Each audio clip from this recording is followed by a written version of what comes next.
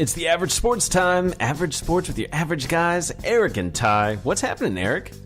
Not much, man. Just doing a little bit of prep here for the episode. I'm ready to get started. And, what episode is this, by the way? I'm looking at a rundown, and I see it's 21 or 23. Where are we these days? We are at episode number 23. Way to stay organized. Okay.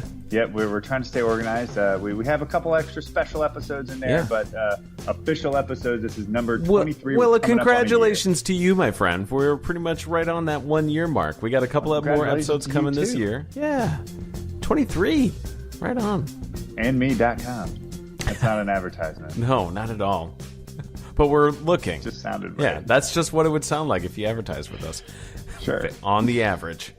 Let's get into it. Jump right into the show. What are we not talking about? Oh, my God. We're not talking about Tiger and Phil Mickelson. God, moving past it. Who cares? That was so Done. weird. All right, weekly recap. I did watch some football. Looks like you were watching some football, Eric. You got something to brag about? I was watching some football. Yeah. There's two things you knew I was absolutely going to bring up today. And the first one is the Dallas Cowboys, number 3 ranked scoring defense in the NFL through 12 weeks. That's right, number 3. Behind only Baltimore and Chicago. Dallas is averaging, giving up 19.4 points a game. Wow. You even texted me on Thanksgiving, like, oh, so much for that top 10 defense. I'm pretty sure I responded they're going to be top 3 by the end of the week. Okay. So I got that one coming at you. All right. And then my Cleveland Browns. I don't really want to say my Cleveland Browns. Yeah, but careful with that. Since I'm on one side of the bet there, they absolutely destroyed Cincinnati. They really did. What happened there? They got out to a very quick start, and it was primetime Andy Dalton during the regular daytime. So that's what he looked like. Their upcoming schedule, they got a couple games left. They got a really tough one against Houston. So I don't know if they're going to get the win this Sunday, but the Panthers seem to really be falling back down to earth. So I think they might have an opportunity to beat Carolina. Then they have Denver, Cincinnati, and then they finish out the season in Baltimore. So if I was definitely going to pick a game they would win, it would be, again, against Cincinnati to get to that 5 wins on the year. All right. Well, we'll see. They clearly have, control of getting a couple more wins this year. I'm still, I got to stick to my guns then say they're not going to do it. But, hey, it does look like a new Cleveland Browns team. And it all comes down to having a different coach as well. That doesn't hurt. And a quarterback that's sticking around for an entire season. That helps. Goes a long way. Yeah, it does. Well, hopping right into our topic of the show, I wanted to talk about noticing that, I know this is kind of a season past even, but in the college side of things, you're seeing a lot more ejections happening. It seems like there's a much lower tolerance. However, then the reason why I wanted to even talk about that at all was that the NFL this season, you can tell that teams are getting, or players rather, individuals are getting warnings for a single time violation. Then you hear the referees talking about during a penalty that on the next offense they will be ejected. And that's kind of a new process of the game. So I kind of wanted to parallel that with celebrations. And so just where do we see the rules? Because the ejections, first of all, is a rule change, right? It's a minor rule change as far as, if they throw a flag on a play that has something to do with unsportsmanlike conduct or anything like that, it can then be reviewed by the group in New York that oversees all replays now. It will be reviewed by them, and then they can decide and determine if there is eligibility for an ejection or just keep it where it's at with just an unsportsmanlike conduct. They did change the rule last year to 2 unsportsmanlike conducts. It may even be further than that. I would have to actually look it up. But 2 unsportsmanlike conducts, and then, yes, you are booted from the game. Both pros and in college. And in college, they have really upped the targeting rule, as you had mentioned as well, too. And they do not seem to be playing around with that stuff that I sit here and I watch something happen, and it looks like, the offensive player could be ducking down, just to kind of what looks like he's protecting himself. and there's a helmet-to-helmet contact, and they're tossing a defensive player. I would really like to see this come back a little bit more to the middle here, that if the offensive player is initiating that kind of contact, that we're also throwing them out too. It can't just be one-sided. I think that's a really good point. Yeah, and because I was going to say that it almost places too much of the game, the future of the game, in the referee's hands, where if you're eliminating possibly a top-rated or even the best defensive player on a particular team, you could be giving them the boot right there, and especially for college. And I think we've seen that over the last couple of seasons, where you lose someone significant on your squad, and then your team complexion changes. And I understand. So that aside from player safety, and I completely condone looking out for the players and minimizing concussions, sure. But I think it's a fantastic idea that you could talk about looking at ejecting both players in a play like that. Yeah, it just seems to be very much a focus on, the defender is the one that's tackling and is responsible for making sure that there's no head contact. And I disagree. I think it needs to be both sides there. And you see a lot where the offensive player is tucking his head and lowering his shoulders. And because of what he did, the defensive player is already into their tackle, already has fully committed. And the offensive player is technically the one that then at that point is lowering the head and initiating the contact. And they don't throw out the offensive player for that. They're only throwing out the defensive player. So I do believe that there should be an adjustment to that. And you throw the appropriate player out if that's going to be the rule, and not just throw all of it onto the defense. The NFL a couple years ago actually did something similar to this. It may have been official the first time last year, but they don't let running backs running in between the tackles lower their head, just like that. So they don't really call it, but it's technically a rule. Yeah. So, yeah. Yeah, I remember when they came out. And it does seem like the NFL is just faced with a really tough obstacle here of protecting the players in what is a very violent sport. I think we all know that, but there just is not a clear and easy decision. So I feel like if I were going to take a bet on that, in the next 10, 15 years, maybe 20, you're going to see a different kind of football. I think for sure. Otherwise, the conversation is going to have change as well. I mean, I think we're already starting to see a different type of football, especially with the amount of points that are being scored in general. And the quarterback rules. The protection of the quarterback is a huge priority right now, and understandably so. Those are the ones that draw the fans into the game and spend the money.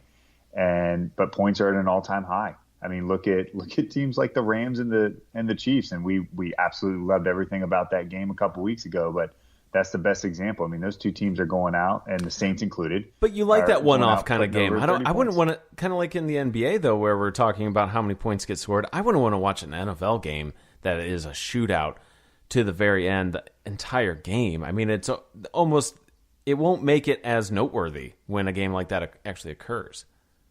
No, I think the Chiefs and the Rams were definitely on the extreme side of things, just because I think both teams are incredibly talented. But yeah. I do understand what you're saying. But I also feel that that's the direction that we're somewhat headed. Okay. Is that we are headed towards a higher point total, overall, and that's kind of what the league wants. They know that scoring puts the fans in the stands, and touchdowns I think that's what they're really are very for, marketable, including the touchdown dances. Did you see the Vikings do the limbo Monday night? I did see them do the limbo. Any thoughts there? The Vikings seem to have quite the group. They of must take characters extra there. time to do some, like, hang out with the cheerleaders or something and do dry runs of touchdown celebrations. They must, because they definitely come up with some good ones. My favorite one that they did was last year. They did the Duck Duck Goose. Yeah, that was the Minnesota Vikings. They did that. Duck Goose. There was one that recently happened from the Saints. Joe Thomas. Michael Thomas reenacted Joe Thomas's cell phone bit from years ago. I think 2003, maybe 2004. Joe Horn scored a touchdown and then pulled out an old school flip phone that he hid under the end zone, field goal cover. The Seattle Seahawks were doing double Dutch jump rope. The selfie's a really popular one. And then I think we're about to really show our age here. to potentially some of our audience, but all the Fortnite dances that are going on. So, you got the Orange Justice dance, you got the Dance Moves dance, which some people may also know that as the Turk dance from Scrubs, which is where it was taken. You got the floss, and then you got the hype. It's good stuff. Most people would know that from the Antonio Brown commercials. That's the one that he's doing. What do you think about Elliott dropping Dak Prescott in the Salvation Army bucket? And then you know what I'm talking about. And then funny. Prescott gets the flag on it.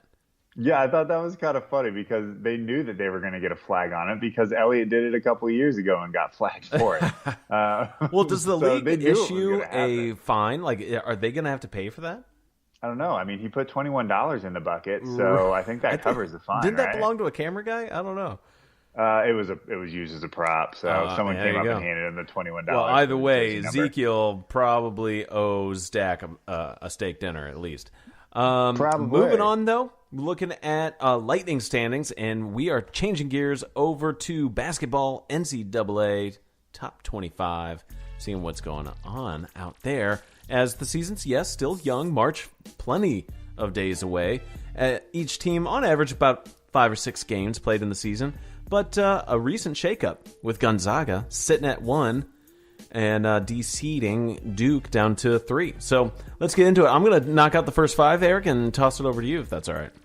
Yeah, as soon as I can get it to load up. Okay, there. But let me know. Gonzaga is sitting at first. Like I said, Kansas has a very strong team. A lot of hype behind that squad at number 2. Duke at 3. Virginia sitting at 4. Also undefeated, along with Nevada ranked 5. You don't see them in the top 5 too often. They're 6-0. But then you have Tennessee, Michigan, Auburn, Michigan State, Kentucky. Only Michigan in there is 6-0, who is behind Tennessee at number 6, and they're 4-1. So they have a lot of confidence behind that team.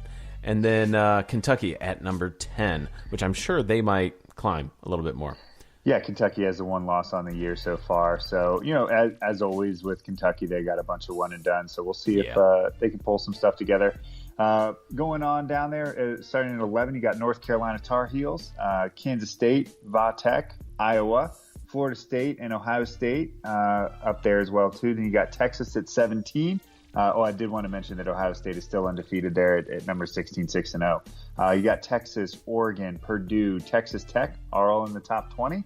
Then you come up with another team that you may not hear too often, Buffalo, sitting at 5-0. They're at 21. Wisconsin's 5-1. Villanova 5-2. Maryland's also undefeated at 6-0. And then rounding out the top 25, Mississippi State Bulldogs.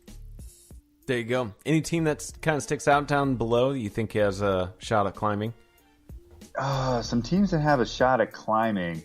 I would say Texas, Purdue, Oregon, Wisconsin, Villanova. I'm interested to see how a team like Buffalo does. It's going to be tough sledding for a team like them. We know it's going to be a really difficult for a team like Nevada to stay up top. The stronger the schedule you can get, the easier it is to rise up if you have a big loss or if you have a big win. And the tougher it is the softer the cushion, I guess, if you do have a loss against a tougher team. You're not going to fall as far. So it's hard to see past Oregon. They always seem to be pretty dominant throughout a season as of late. And even Texas Tech last year, I thought they were real impressive. I remember talking about them. That's a good call. So those were our Lightning standings right there, and we're going to keep it in college, and we're going to move over to our Who You Got for the day. Our Who You Got today is the college football playoff, and I want to know who you think could possibly win it all tie, minus Alabama. I do not want to hear that come out of your mouth. So I wouldn't pick them anyway, Eric. To give you a rundown, just to recap everybody on where we're at, we do have Alabama at 1, Clemson 2, Notre Dame 3, Georgia 4, Oklahoma 5, Ohio State 6, and then a little bit further down, Michigan, UCF, and Florida. I'll just mention those names. Maybe they'll get in. Probably not Florida, UCF. But, right. Anyway, let's go. It's a new year, or a new season, rather, but it's the same playoff picture. I'm going Clemson. They have been such a dominant team and high-scoring team, a high